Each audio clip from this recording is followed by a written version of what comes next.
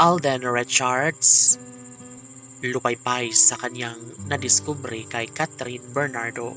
OMG, sadyang marami nga naman ang mga kumukontra sa relasyon ng Kat Den Love Team. Siyempre, lahat ay posible na mangyayari lalo na at hanggang ngayon ay nagkaroon nga ng malaking posibilidad na mangyayari ang pagkakatuluyan ng dalaga at binata.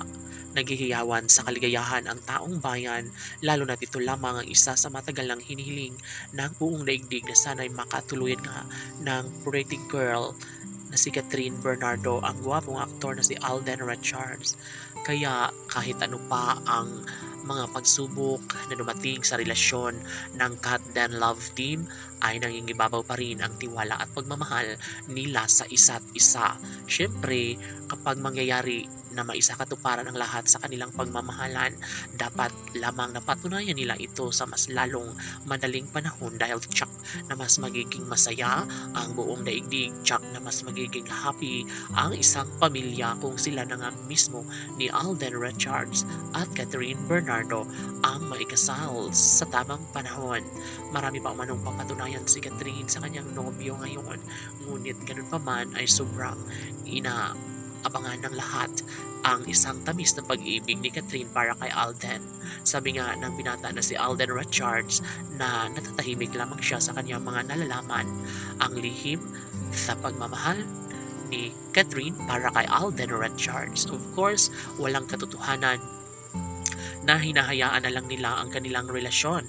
Walang katotohanan na hindi nila sobrang minamahal ang isa't isa. Kaya gano'n na lang ang kaligayahan na nadarama hindi lamang kay Alden Richards maging sa kanilang milyon-milyon na mga taga-subaybay. Sa lahat ng magandang pagkakataon, deserve nilang dalawa ang mamuhay ng normal, mapayapa at masaya dahil si Alden Richards ang nagbibigay pag-asa para sa dalaga dahil alam niya na darating ang tamang pagkakataon na mangyayari din ang pag-iisang dibdib ni Alden Richards at Catherine Bernardo. Kasunod nito ay ang isang igranding pagmamahalang nagbibigay saya at kaligayahan sa lahat.